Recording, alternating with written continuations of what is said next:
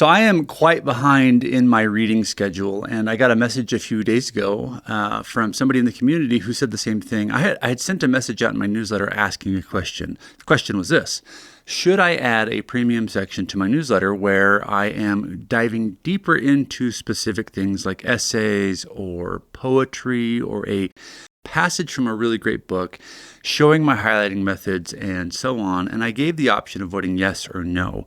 Do I keep the newsletter completely free, or do I keep it completely free plus a little paid subscription section down below? And a lot of people emailed me back and said, we would love to see extra stuff, but to be honest, I am behind in my reading, and I would probably not have time to read it because I've already got too much going on. And so I thought, that's an interesting topic. Why is it that we get behind in our reading? Why am I behind in my reading? I want to talk to you about that today and sort of how I deal with that mentally. Spoiler alert here for the newsletter. I think I'm going to just keep everything as is for now. I'm not going to add the extra sections because I don't want to give you more stuff to read. I want to make sure that what we are reading together is to the point, on purpose, and meaningful. And with that in mind, let's get into the episode. Hey everyone, welcome back. My name is Eddy and I'm the host of the Read Well podcast. So happy to have you back here today. This is going to be a bit of a conversation, not so much a presentation, but just a chat. You and me chatting about what it feels like to be behind in our reading. Again, I had somebody in my community send me this message, and she was giving me a response to the length of my newsletter, along with all the other things she has to read. And I really felt the responsibility on my end to make sure that my newsletter was meaningful and impactful and not unnecessarily cumbersome, because it only adds to the overwhelm. I feel this sometimes when I go into a bookstore. Do y'all feel this if you go into a bookstore, especially a messy bookstore where there are like books stacked everywhere and there's just a billion books? I go in hopeful to find a new book. I'm excited to explore a new bookstore, but I don't buy anything. There are many times I go to a bookstore and I don't buy anything simply because I get so overwhelmed by the number of books there. And then I start thinking about all the other books that are still at home that I haven't read, and I start feeling guilty about those and so on. So I think to myself, I'll come back and buy books later, but I need to go home and finish my list. It's that sense of overwhelm that I want to talk about today, that sense of always being behind as a reader. It's something I struggle with. It's like a mental challenge. And so I want to talk today about a few things. First of all, I'm going to talk about where I'm at in my reading life. If you can see my desk right now, I've got books all over it. That's because these are books that I am currently in the state of reading or processing notes on. And there's a lot of books here. And so I've gotten myself into a bit of a mess because I have books coming at me from many, many spaces. And so I'm going to talk about why we get behind in our reading, first of all.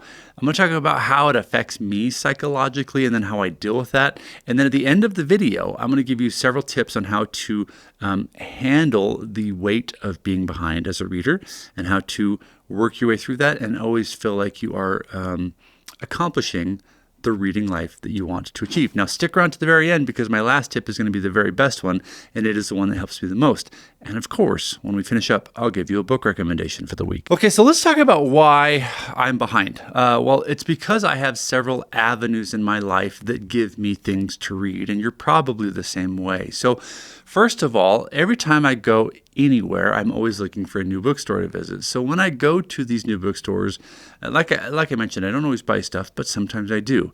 And as I bring books home, they end up on the shelves or the to-be-read pile.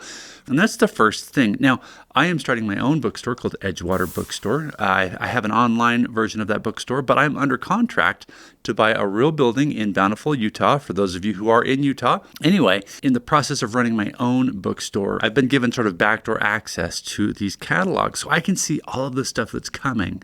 So just to give you an example of this, I looked at the Penguin, it's called the Penguin Spring Omni Adult Catalog for 2026. And there are hundreds of these catalogs, by the way. But for just that one catalog alone, there are over 500 titles coming out in the spring of 2026. So that gives you a sense of the idea that there's just this sort of influx, this massive amount of books that are just coming to us as readers in the bookstores. There are too many titles to read.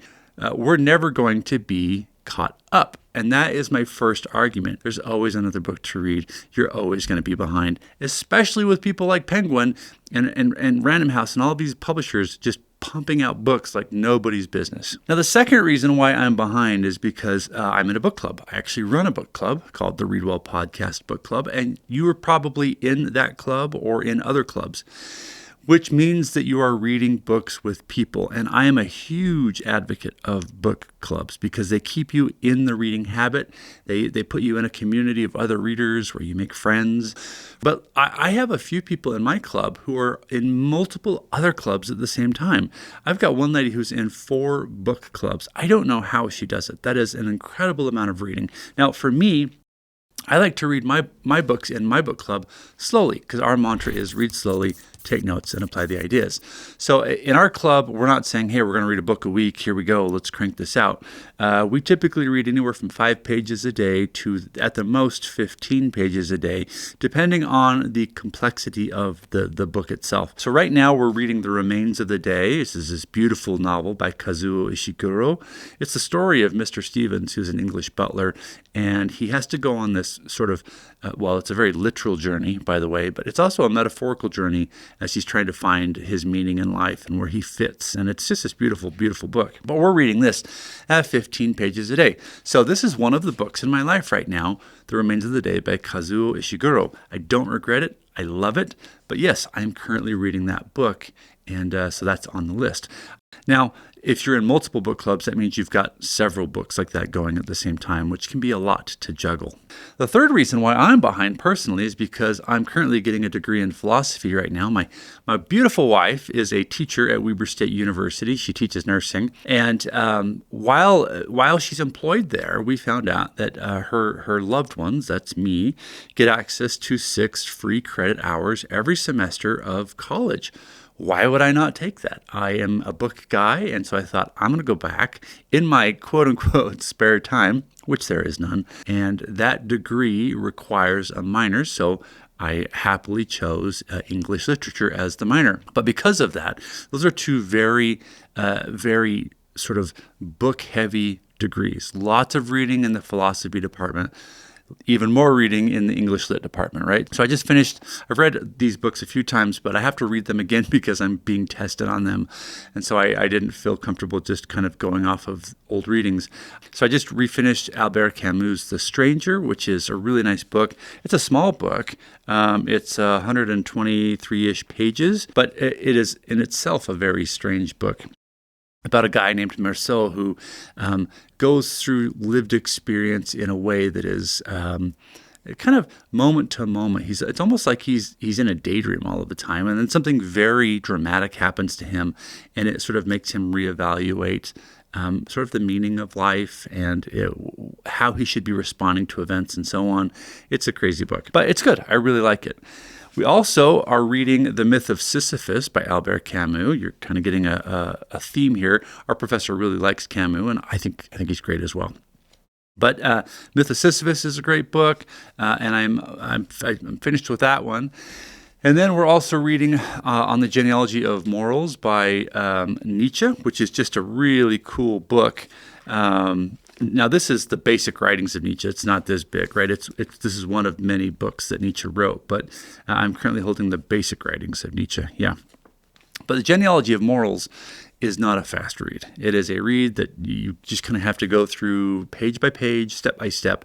And so my last tip of the day at the end of this video will help me in processing that novel. I have to finish that book in the next couple days because I'm in a midterm right now for school. I'm being tested on all of those Camus books as well as the Nietzsche book, and I got to get those under my belt, guys. Lots and lots to do, which is why we need coffee. And that brings me to this week's video sponsor, which is myself. We're going to talk about my coffee. Somebody pointed out that I don't do a very good job at talking about the coffee that I sell, and I thought, you are right. You are very right. I don't talk about it at all. It's on my bookstore at edgewaterbookstore.com, but I want to just walk you through really quickly the coffee that I drink on a daily basis that I love. I fell in love with coffee. As you know, I left the LDS Church, or the Mormon Church. So for 45 years, I was not allowed to drink coffee. And then when I left, I am now allowed, and my goodness, it is a magical little thing. So I went out and started a little coffee company. Why wouldn't you do that, right? So here are my 4 brands of coffee. These bags are empty. I just use them for show. But this is the Deep Reed coffee, and I like this one. I use this in my espressos. So if you order this from me, I can grind it really fine for you for your espresso drinks, or I send all of these whole bean as well if you'd like. But the Deep Reed is my dark roast, and it's got a really dark chocolate nutty flavor going on. Yeah, that's the Deep Reed. The second one is, and let me point out that the Deep Reed is a blend of coffee, meaning that the beans are coming from multiple locations, right? All roasted dark, so it's got that nice chocolatey, caramel, nutty flavor to it. The next coffee I have is called Anthology. It's this blue bag. This one's actually one of my favorite coffees. It's really good. It's a medium roast coffee. It's also a blend, but these beans come from the Americas, so down in South America. And it's just really, really tasty. People always buy this coffee and they're like, wow, wasn't expecting that from a blend. It's just, if you're looking for a coffee that's like, no surprise, just tastes really good. It's like a reliable cup of coffee in the morning. Cup of coffee. I said cup of coffee. I need to drink more cups of coffee. Anyway, it's a really reliable cup of coffee that just is working hard every morning. I love it. It's the one I drink the most.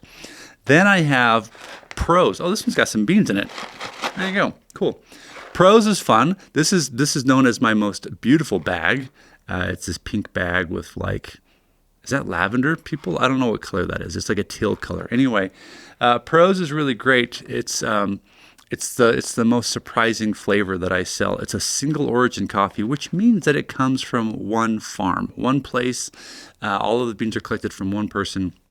And these come from Ethiopia. There's this little farm in Ethiopia we work with that is just beautiful. And this coffee, when you smell it, smells like nothing you've ever smelled before. It is just gorgeous. It is my favorite coffee to drink black, just because it tastes so stinking good. I wrote on here the coffee notes are, let's see here, blueberry, black cherry, strawberry, and anise, A-N-I-S-E. I can never pronounce this stuff. All I know is it smells really good. And when people open up the bag, they're like, wow, this is awesome. Okay, and that is a light roast. So we've gone from dark to medium to light. And then the fourth coffee that I sell is called Plot Twist. You'll notice that these all have a book theme, right? So Plot Twist is fun because it changes every month. That's the Plot Twist. It is my coffee of the month.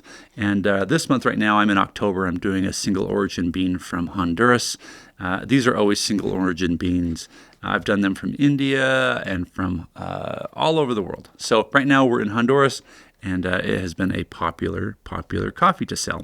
So also light. So I have 2 light coffees, a medium, and a dark. You can go check them out at edgewaterbookstore.com. Okay, back to why I'm behind in my books, and then we'll talk about sort of how it sits with me mentally and how I process that sort of weight, and then I'll give you a few tips to get you through that so that you can feel better as a reader. Now, I'm also behind in my reading right now because I have a job. And many of you at work are given books to read from the leadership team. The CEO has read some great book and now feels that everybody in the company should read that book. And so this happens to me. This is a book called Traction that we've been reading at work right now. And it's been a fine book. It's a business book and it works. It's not a book I would normally read on my own, in my own free time.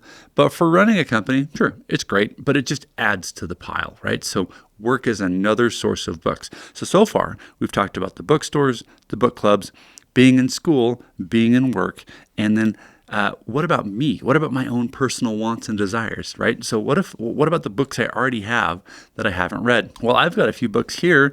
This is the last source of reasoning for why I'm behind.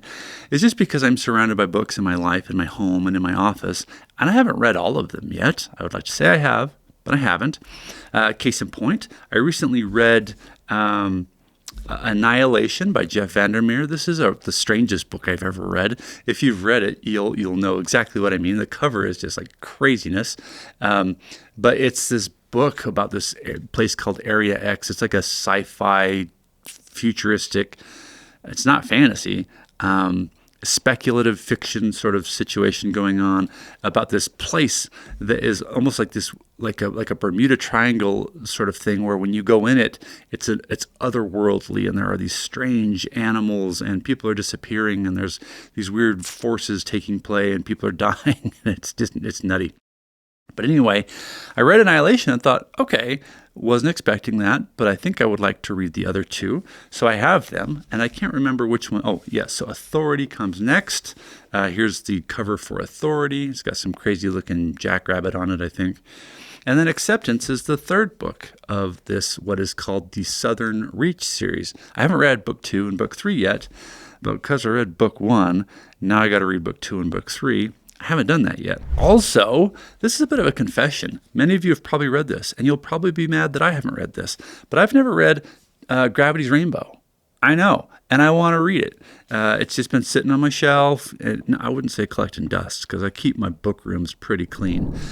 Look, I think reading is meant to sort of enrich our soul. It's meant to make us happier, meant to help us escape the realities of life and go and solve mysteries and learn about cool things like The Notebook, A History of Thinking on Paper. What a cool book if you want to learn about how to take better notes and all that stuff.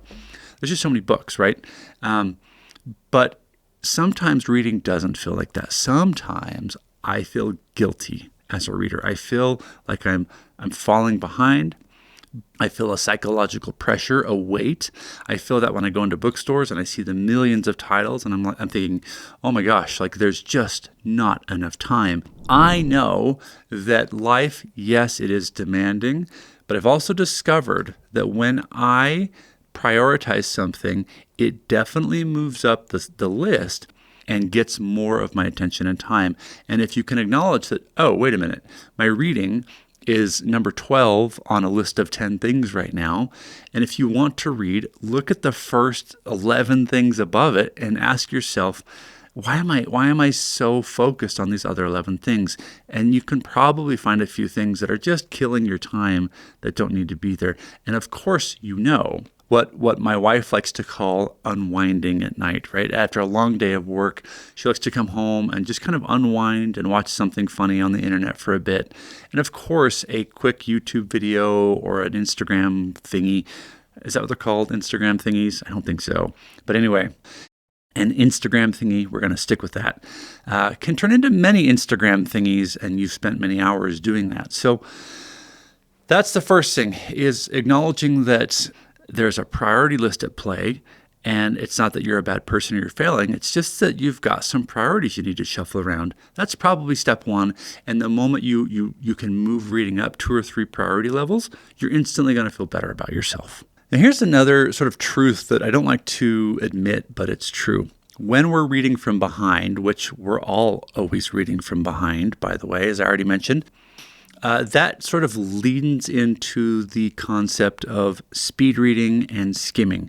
You start to think in the back of your head, there's so much to do here, I have to speed up. So instead of being with a book properly and paying attention and enjoying it, now you're just trying to get through it so you can check this book off the list and get to the next one and so on. And when we only have so much time, right? You can feel that anxiety building in yourself that you have to get through this book so that you can get on to the next one. I don't think you're here to get through books. I don't think that's your intent. Just know that it happens, right? It's a very normal thing that it happens. And I think that if we acknowledge it, then it's much easier for us to slow down. Now, the last thing I want to talk about before we get into the actual tips on how to deal with this is that when we're reading from behind, it actually sort of devastates that space between books. I love the space between books. So let's say I'm reading, I just finished Brave New World by Aldous Huxley, which I did. We read this in book club. Fantastic. Such a good book. And let's say on my next to be read is Reader Come Home by Marianne Wolfe. Also a great book, people.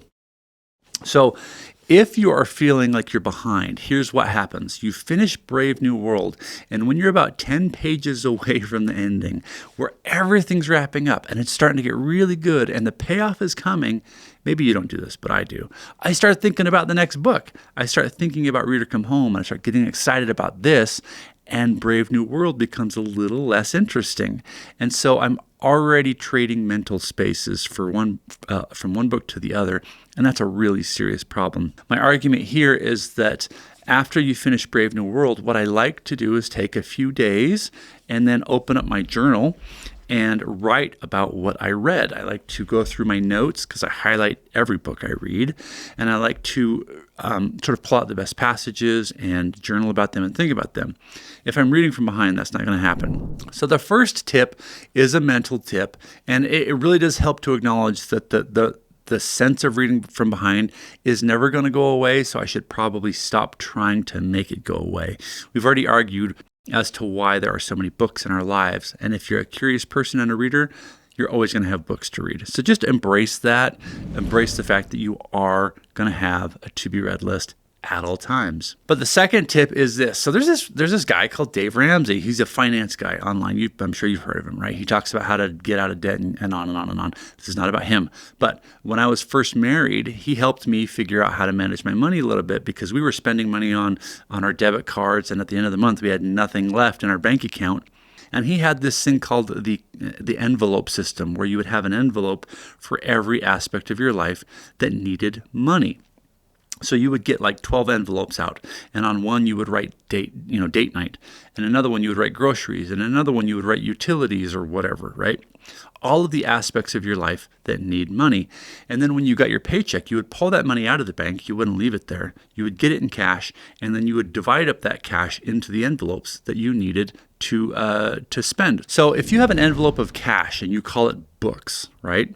Now you set up a budget for yourself every month of how many books you can buy. So let's say you put $50 in there, and it lasts for the month. Well, you're not allowed to spend more money on books than you have in the envelope of cash. This sort of limits the onboarding of new material to process or to read, right? And it forces you to only pick the books you genuinely, truly, really care about, the ones you know you're going to read, because you've only got $50, or maybe you do $20. I don't know, right? Now you get one book a month kind of thing.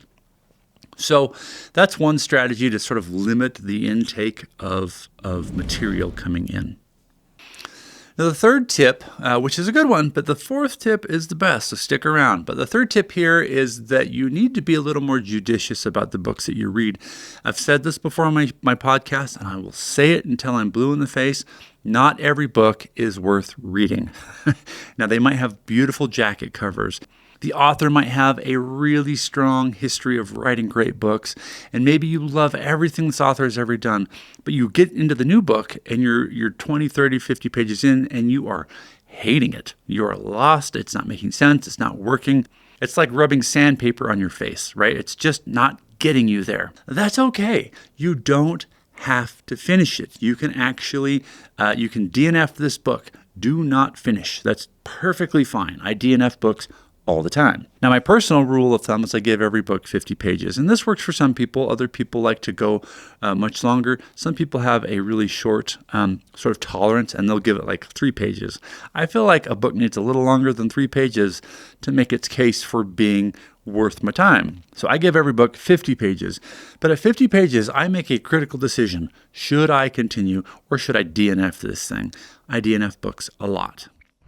Now let's get into the last tip that helps me the most whenever I'm feeling as though I'm reading from behind. If I'm just sort of overwhelmed with the sense of these books and I don't know where to start, I start to feel scatterbrained. I start to feel sort of itchy, right? Like I don't know how to deal with it. What I've noticed is that our brains crave quality. Our brains really want some depth. It's like eating candy versus eating really high quality food, right? And if you can give your brain some sense of depth, your brain will wake up. It will calm down. It will lean into the work, right? But because we spend so much of our time skimming on surface level stuff, our brain gets agitated. And so my tip for you is this: if you're feeling like you're reading from behind and you don't know how to deal with stuff, commit to reading one paragraph of your book deeply, thoroughly, and thoughtfully. So I'm going to give you an example of what this feels like. So I'm going to be reading The Genealogy of Morals, again by Nietzsche. Now, this is a hard book to read. The first paragraph is not very difficult here in the preface, but I'm going to read the first little few lines of this because it will help you understand what's going on. We're unknown to ourselves, we men of knowledge, and with good reason. We have never sought ourselves. How could it happen that we should ever find ourselves? It has rightly been said, where your treasure is, there will your heart be also. Our treasure is where the beehives of our knowledge are. Now, my brain caught some of that, right? Like we were cooking through those words. I stumbled on a few of them. Something about knowing ourselves, something about bees. I don't know. I'm sure he'll explain it later. If I commit to just slowing down to one paragraph, I want you to watch what happens. I want you to feel this in your brain, okay? So I'm going to start over, and I'm going to read this thoroughly. We are unknown to ourselves. So I'm going to pause there. What is he saying? We is a pronoun, so he's talking about all of us, not just himself, not just me, but we're unknown to ourselves. How well do I know myself? I'm constantly changing. I'm constantly in a good mood, in a bad mood, curious, not curious, tired, excited, want to start a business, don't want to start a business. How well do I actually know myself? So he says, we are unknown to ourselves, we men of knowledge. So that's interesting. So the we men of knowledge thing, we're walking around with heads full of ideas. We might not say any of these things explicitly, but we have those thoughts in the back of our head. We're pretty darn convinced that we are right. So again, that sentence says, we are unknown to ourselves, we men of knowledge, right? So is it possible that we're walking around with a bunch of preconceived ideas, but we haven't really analyzed those ideas? We haven't really applied them to our own personal life to consider whether we agree with them or not. He goes on to say, and with good reason. We have never sought ourselves. Okay, so that's a cool line. I completely missed that in the first reading when we read at the normal speed from Anxiety, right? But we have never sought ourselves means that we have never sat down and actually thought about who we are. Case in point, I lived the Mormon lifestyle. I was in that church for many, many years, and I did it because my friends and family were doing it. And at 43 years old is when we left the church for me. My wife and I sat down and we said, what do we believe? And we had to sort of interface with the belief system there and who we were as people and realize that there were many, many differences, which caused us to leave that high-demand religion and find our own personal selves. That was a path that was right for me. And if you're an active member of that church and you're doing it for yourself, that's fantastic. But I had to face that for myself. He's saying we have never sought ourselves. Sought is an interesting verb. To seek something means that it's going to be difficult, right? It's somewhat hidden. You have to go on a bit of an adventure. You have to go through a circuitous path probably to get there. It's not like going, next door, knocking on the door and coming home. You're going to have to wander a little bit in order to find yourself. So again, he says, we have never sought ourselves. How could it happen that we should ever find ourselves? So he's making a very strong argument here. Hey, people, we are not doing the work of self-knowledge, of self-critical thinking. And because we're not doing that, because we're just waking up and going to work and doing what our boss says and doing what our parents say and what the government says and the religion says, because we're not doing our own thing, we're never going to find ourselves. We're always going to be lost. And of course, he's leaning into the idea of the herd. The herd is the bigger population, the massive men that just sort of make the world work and are running on that sort of hedonic treadmill that just never, ever, ever stops and never pays off. He says, it has rightly been said, where your treasure is, there will your heart be also. He acknowledges that he agrees with that statement because he starts with the preface or the proposition that it has rightly been said. It has rightly been said that where your treasure is, there your heart will be also. What he's saying here is that what you care about, remember in the beginning, this is really good. We're tying to the beginning of the podcast, where I was saying you might not be reading very much because reading has fallen in your priority level and other things have sort of risen above it, right? So what you treasure is where your heart is. And so what you treasure becomes the top of your priority list, right? And it's very possible that the top of your priority list wasn't put there by you. It was put there by your boss or by other forces. Yeah, I think you get the idea, right? And Nietzsche is trying to rattle you and say, hey, where is your treasure, right? What are you putting at the top of your priority list? Where's your heart at? So then he goes on, and we're almost done here. Our treasure is where the beehives of our knowledge are. Okay, so that's where we ended off. And when I read this quickly, I was like, something about bees, I don't know. Their priority, their treasure, where their heart is to make that hive, to make the best dang honey they can make. And that's why bees are really, really good at what they do. And so for you, he suggests that let's see, where's it at? Our treasures is where the beehives of our knowledge are. So what's at the top of your priority list is the sort of the center point of your work, right? The thing that you're doing the most. Where are you making your honey? That's going to be the top of your priority list, right?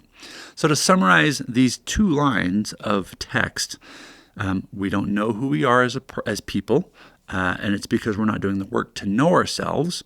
And there are forces at play creating a priority list in our lives. And if we don't take time to look at what's at the top of that priority list, we're never going to do our best work. We're never going to lean into what we were designed to do as humans. And if we decide to do that work, we're going to have to seek after it. It's going to be a long, wondrous, circuitous path to get there, but it can be done. That's an example of reading slowly. Now, that might be very slow, and it might stress you out, actually, because you're thinking, Eddie, you've just made my problem worse. I'm reading from behind. I've got tons of stuff I have to read by the end of the week. I can't do that. That will make it worse. Now it's going to take weeks and weeks and weeks to read even a page or 2. I'm not making that argument either. What I'm trying to do here is show you that if you commit to reading one passage in your book deeply and slowly, like my mug says another commercial, but my mug says, read slowly, take notes, and apply the idea. These are the Edgewater bookstore mugs.